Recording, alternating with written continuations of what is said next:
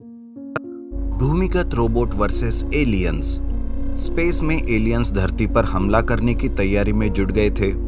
Aliens का एक ship धरती की तरफ आ रहा था और धरती से रोशन अपनी अंडरग्राउंड लैब से ये सब कुछ देख रहा था। एलियंस का शिप वो भी धरती की तरफ आ रहा है। लगता है जरूर कोई खतरा होने वाला है धरती के लोगों के साथ। मुझे ये बात मेरे सीनियर को बतानी होगी। यू रोशन तुरंत अपने सीनियर कुमार से मिलने जाता है और उन्हें एलियंस के शिप के बारे में बताता है। तब कुमार कहता है, अरे रोशन, ये एलियंस वेलियंस कुछ नहीं होते हैं। ये सब बकवास है कि एलियंस है। मुझे तुम्हारे इस बकवास में कोई दिलचस्पी नहीं है। जाओ यहाँ से। मुझे तुम्हारे बातों में वक्त जाया नहीं करना। लेकिन सर, एक बार मेरी पूरी बात सुन तो लीजिए। हो सकता है कि हम किसी मुसीबत में पड़ जाए। कोशिश करने के बाद भी कुमार रोशन की एक भी बात नहीं सुनता। रोशन अपनी अंडरग्राउंड लैब में वापस चला जाता है। वो फिर से अपने कंप्यूटर में देखता है तो एलियंस का एक शिप उसे धरती के काफी नजदीक दिखाई देता है। तब वो कहता है, अरे बाप रे, शिप तो बहुत ही तेजी से धरती की तरफ बढ़ रहा है। एलियंस को रोकने के लिए अब मुझे ही कुछ करना होगा। उनका सामना करने के लिए मुझे रोबोट सेना बनानी होगी। ऐसा कहकर रोशन रोबोट बनाने में लग जाता है। दूसरी ओर एलियंस का शिप धरती पर आता है। वो शिप एक गांव में उतरता है। शिप से कुछ एलियंस बाहर आते हैं और एक एलियन कहता है, आखिरकार हम धरती पर पहुंच ही गए। अब इंसानों को हम एक एक करके अपने काबू में कर लेंगे और उन्हें अपना गुलाम बनाएंगे। धरती पर भी अब एलियंस का राज होगा। हमें हमारा प्लान इसी गांव से स्टार्ट करना होगा। एलियंस उस गांव में घुसकर लोगों को अपने काबू में करना शुरू कर देता है और गांव में तबाही मचाने लगते हैं। जब ये बात कुमार को पता चलती है तब कुमार अपने साथी से कहता है, अरे काश मैंने रोशन की बातों पर विश्वास रखा होता तो आज एलियन को रोकने के लिए हम कुछ कर पाते। अब तो रोशन के ही हाथ में सब कुछ है। वही इन एलियंस को रोकने के लिए कुछ कर पाएगा। लेकिन तब तक एलियंस को रोकने के लिए स्पेशल फोर्स को भेजो। कुमार के आदेश से गांव में स्पेशल फोर्स भेजी जाती है। जवान अपनी गन से एलियंस पर गोलियां बरसाते हैं पर उन्हें कुछ भी नहीं होता। हेलीकॉप्टर और टैंक से एक साथ एलियंस पर हमला किया जाता है लेकिन सब नाकामयाब हो जाता है। उल्टा एलियंस ही हेलीकॉप्टर और टैंक को अपने से दूर फेंक देते हैं और जवानों को भी मार गिराते हैं। ये सब जानकर कुमार तो और भी परेशान हो जाता है। तभी वहां रोशन आता है और वो कहता है, सर आप चिंता ना करें, मैंने एक रोबोट की सेना तैयार की है। अब मेरे रोबोट सैनिक ही इन एलियंस को तबाह कर देंगे। कुमार रोशन की ये तैयारी देखकर खुश हो जाता है। रोशन तुरंत अपनी रोबोट की सेना लेकर उस गांव में जाता है जहां एलियंस तबाही मचा रहे थे। सामने रोबोट को देखकर एलियंस उन पर हमला कर देते हैं। पलटकर रोबोट भी हमला करते हैं लेकिन उस हमले का एलियंस पर कोई भी असर नहीं होता। तब रोशन सोचता है, अरे इन एलियंस पर रोबोट के खतरनाक वार का कोई भी असर क्यों नहीं हो रहा है। मेरे सारे रोबोट खराब हो चुके हैं। लगता है इनकी पावर इनके शिप में है। अब मुझे मेरी दूसरी रोबोट सेना की मदद लेनी होगी। दरअसल रोशन ने एक बी प्लान बना के रखा था। उसने अपने रोबोट की दूसरी सेना भूमिगत अंडरग्राउंड में छुपा के रखी थी। उस रोबोट सेना में एक ऐसा भी रोबोट रहता है जो एलियंस के वार को झेल सके। तभी उस रोबोट को देखकर एलियन कहता है, तुम इंसान भी ना अपनी हार क्यों नहीं मानते? चुपचाप गुलाम बनने के बजाय रोबोट पर रोबोट भेज रहे हो हमें मारने के लिए। अब ये रोबोट को भी हम तहस नहस कर देंगे। ऐसा कहकर एलियंस रोबोट पर वार करने लगते हैं। रोबोट एलियंस पर फायरिंग करता है। उसी बीच एक रोबोट एलियंस की शिप की तरफ बढ़ता है। वो बड़ा रोबोट एलियंस के शिप के पास जाता है और उसे तहस नहस कर देता है। जैसे ही शिप जलने लगती है एलियंस की पावर भी कमजोर हो जाती है और रोबोट की फायरिंग से सारे एलियंस मरने लगते हैं। इस तरह से कुछ ही पलों में रोबोट सेना ने सारे एलियंस का खात्मा कर दिया और धरती पर आए हुए एलियंस का खतरा दूर हो जाता है। तब कुमार रोशन के पास आकर कहता है, गुड जॉब रोशन, आज तुम्हारे रोबोट सेना ने धरती को बचा लिया। Thank you so much. Roshan अपनी रोबोट सेना और बड़ा रोबोट लेकर फिर से अंडरग्राउंड में अपने लैब में चला जाता है और जब कभी धरती पर मुसीबत आती है तब वो अपनी रोबोट सेना के साथ मुसीबत का सामना करने के लिए तैयार रहता है। जादुई इलेक्ट्रिक बाइक रोबोट डिस्ट्रॉय। एक रोबोट जो बेकाबू होकर कॉलेज में ही तबाही मचा रहा था। स्टूडेंट्स अपनी जान बचाते हुए भाग रहे थे।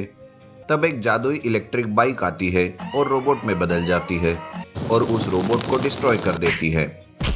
आखिर ये किसका रोबोट था जो लोगों को मार रहा था? आइए देखते हैं इस कहानी में। धीरज नाम का लड़का इंजीनियरिंग कॉलेज में पढ़ रहा था। धीरज कॉलेज में सबका फेवरेट था, हर कोई उसे पसंद करता था। इस वजह से उसी कॉलेज में पढ़ने वाला मानस धीरज को पसंद नहीं करता था। एक बार कॉलेज में यादव सर, जो प्रोजेक्ट लीडर रहते हैं, वो क्लास में आकर कहते हैं, इस साल इंटरनेशनल रोबोटिक एग्जीबिशन के लिए हमारे कॉलेज से इस क्लास का नंबर है। इसके लिए मैंने अपने क्लास के होनहार स्टूडेंट्स का नाम दिया है और वो है धीरज। थैंक यू सर, मैं आपको निराश नहीं करूंगा और इस एग्जीबिशन में हमारे ही कॉलेज का फर्स्ट नंबर आएगा।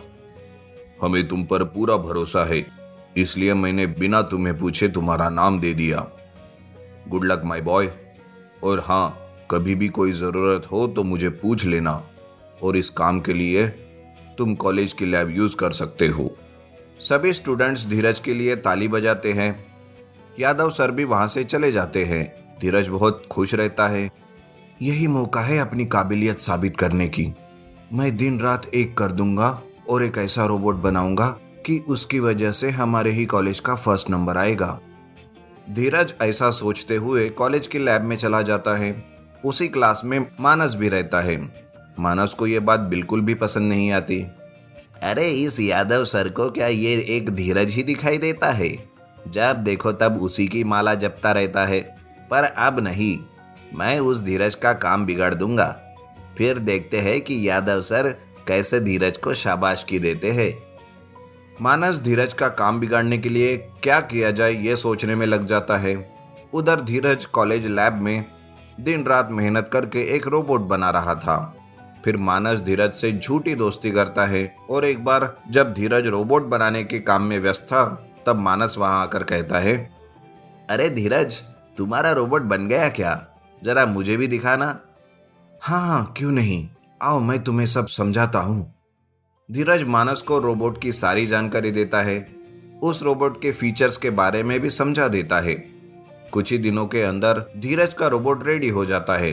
प्रेजेंटेशन के पहले धीरज एक बार अपने रोबोट को टेस्ट करना चाहता था। उसी वक्त यादव सर और मानस वही रहते हैं। धीरज अपने रोबोट को ऑन करता है और एक रिमोट से उसे ऑपरेट करने लगता है। वो रोबोट हाथ मिलाना, नमस्ते करना जैसे सारी हरकतें करता है। ये सब देखकर यादव सर कहते हैं, बहुत खूब धीरज, और क्या खास बात है इस रोबोट में? सर, ये रोबोट मुसीबत में फंसे लोगों की मदद कर सकता है। और हाँ सर, इसमें ऐसे फीचर्स भी है जिससे हम पुलिस डिपार्टमेंट में भी इसका यूज कर सकते हैं। ठीक है धीरज, कल तुम्हें इसका प्रेजेंटेशन देना होगा सबके सामने। यस सर, मैं और मेरा रोबोट हम दोनों भी तैयार है। यादव सर धीरज को शाबाशी देते हैं और वहां से चले जाते हैं। धीरज रोबोट को चार्ज करने के लिए रखता है और मानस के साथ वहां से चला जाता है। थोड़ी ही देर में मानस वहां चुपके से आता है और उस रोबोट के साथ कुछ छेड़खानी कर देता है और कहता है,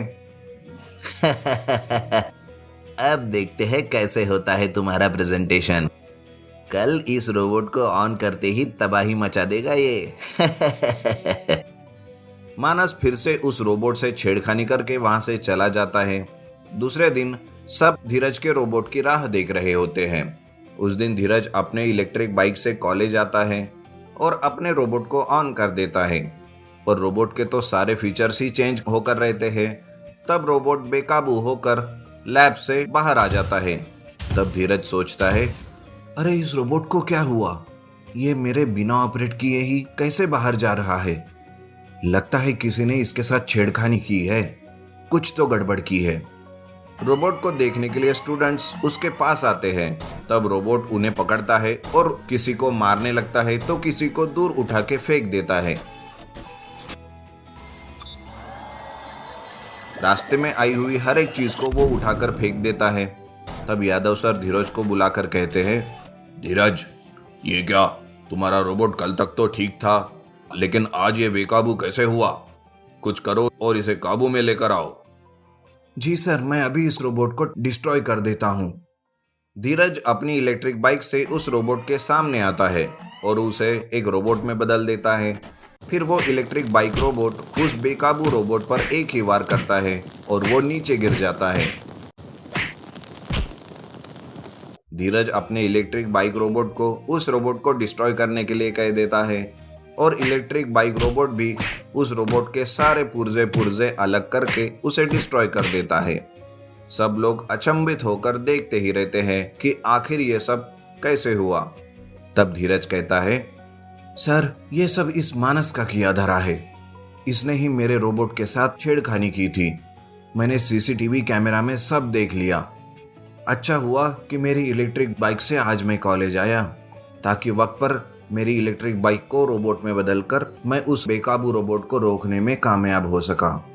क्यों मानस, क्या यह सच है? सर, मुझे माफ कर दो सर, मैंने जलन की वजह से ये सब किया। पर हमारा कितना नुकसान हुआ इस वजह से, और अब कॉलेज का नंबर भी नहीं आएगा। नो सर, मैं और एक रोबोट बनाऊंगा। मेरी इस इलेक्ट्रिक बाइक रोबोट की मदद से आप चिंता ना करें।